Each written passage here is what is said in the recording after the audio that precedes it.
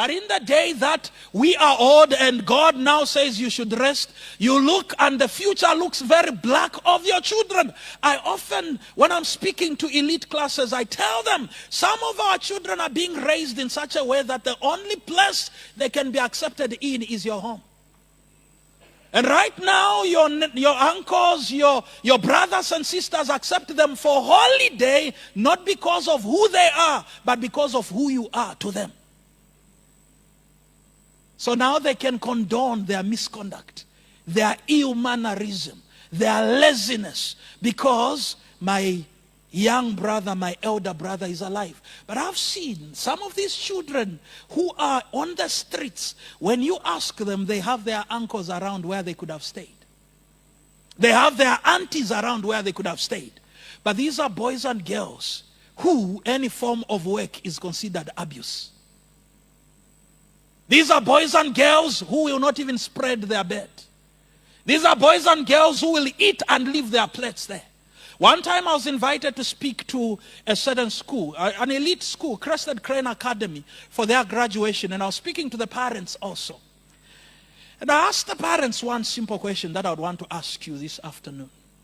Any one of us present in here who was born in a rich family, not a middle class, not a poor family, born in a rich family. So you are a second generation person in wealth. Anyone?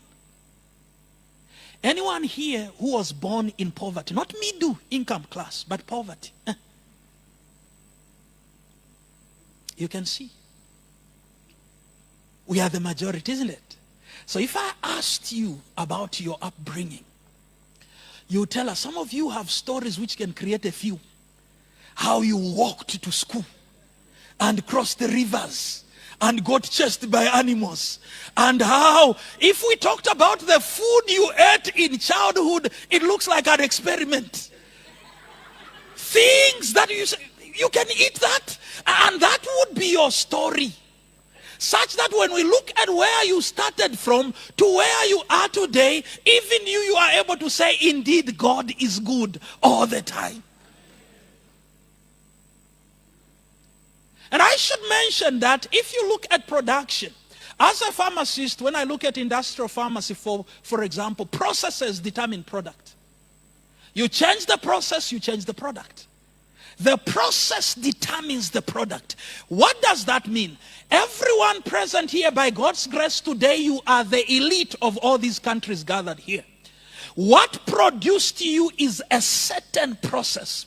Unfortunately, the mistake we make is that when we arrive at the top, we exempt our children of the process. And therefore, we run them through a different process, hoping to get the same product.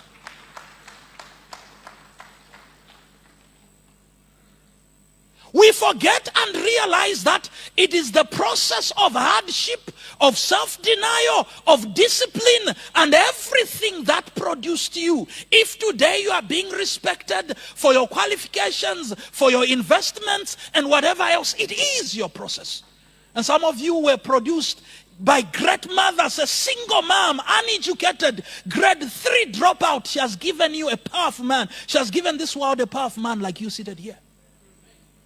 Some of you were produced in broken homes, but this father did all he could. He disciplined you. He guided you. He sat with you every day. Told you, my son, this is how life moves.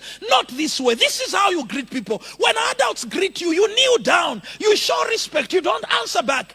It is these processes that have produced the you. Unfortunately, when we become, majority of us, exempt our children from the process, but hope they can become like us and carry on with the legacy. That is impossible. That is impossible. It is very possible to work very hard and in the end produce an Absalom instead of a Solomon. Very possible. And we must decide who we want to produce.